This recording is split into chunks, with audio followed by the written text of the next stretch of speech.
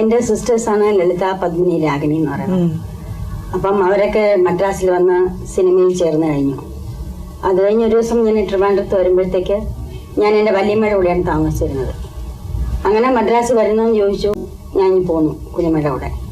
അത് കഴിഞ്ഞ് ഇവിടെ വന്ന് ഡാൻസൊക്കെ പഠിച്ചു.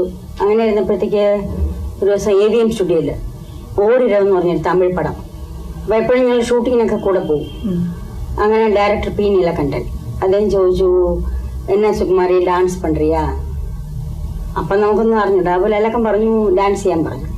അങ്ങനെയാണ് ആദ്യമായിട്ട് സിനിമയിൽ ഒരു ഡാൻസ് ചെയ്യുന്നത്. ചെറിയ ലളിതക്കൻ്റെ ചെറിയ പ്രായം.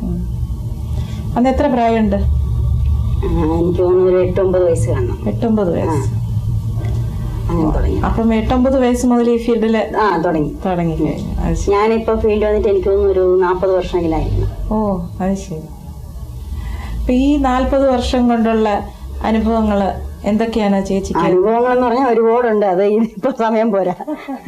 എന്നാലും കുറച്ച് മനസ്സിനെ എല്ലാം നല്ല അനുഭവങ്ങളാണ്. ചീത്ത അനുഭവങ്ങളൊന്നുമില്ല. Very happy, satisfied. Oh yes. അത് ശരി. ഈ ജോലിയിൽ എനിക്ക് വലിയ ഇഷ്ടമാണ്. അത് ശരി. എനിക്ക് വേറെ ജോലിയൊന്നും അറിഞ്ഞൂടാ, പക്ഷെ ഇത് ഭയങ്കര ഇഷ്ടമുള്ള ജോലിയാണ്.